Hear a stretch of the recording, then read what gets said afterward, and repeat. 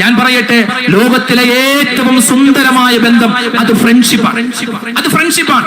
ഏത് ബന്ധത്തിനും നമ്മൾ ഈ ഫ്രണ്ട്ഷിപ്പ് കൊണ്ടുവന്നു കഴിഞ്ഞാൽ അത് സുന്ദരമാവും. ഭാര്യ ഭർത്തൃ ബന്ധമാവട്ടെ, അല്ലെ കുടുംബ ജീവിതത്തിൽ ഭാര്യ ഭർത്താവിനോട്, ഭർത്താവ് ഭാര്യയോട് ഫ്രണ്ട്ഷിപ്പോട് കൂടി പെരുമാറുക.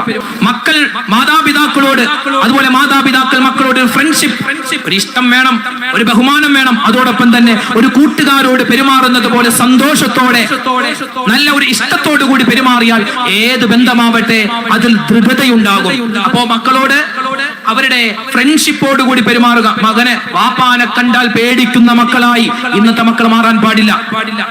വാപ്പാനെ കണ്ടാൽ പേടിക്കുന്ന അങ്ങനെ ഒരു മക്കളായാൽ ഇന്നത്തെ കാലത്ത് അത് വലിയ ദൂഷ്യഫലമാണ് ഉണ്ടാവുക. വാപ്പാനോട്, കൂട്ടുകാരോട് പറയുന്ന എല്ലാ മനസ്സിലുള്ള കാര്യങ്ങൾ, വിഷമങ്ങൾ, സങ്കടങ്ങളൊക്കെ തുറന്നു പറയുന്ന മക്കളാവണം. ഉമ്മ എന്ന് പറഞ്ഞാൽ ഒരു മോൾക്ക് ഏറ്റവും വലിയ കൂട്ടുകാരിയാവണം. നല്ല ഒരു ഫ്രണ്ട്ഷിപ്പ് ഉമ്മയും മക്കളും തമ്മിൽ ഉണ്ടാവണം. അങ്ങനെ ഉണ്ടായാൽ ആ ബന്ധം സുദൃഢമാകും. അവിടെ വലിയ സമാധാനം ഉണ്ടാകും. ഇന്നതില്ല. നമ്മുടെ മക്കളെ നമ്മൾ ശ്രദ്ധിക്കണേ.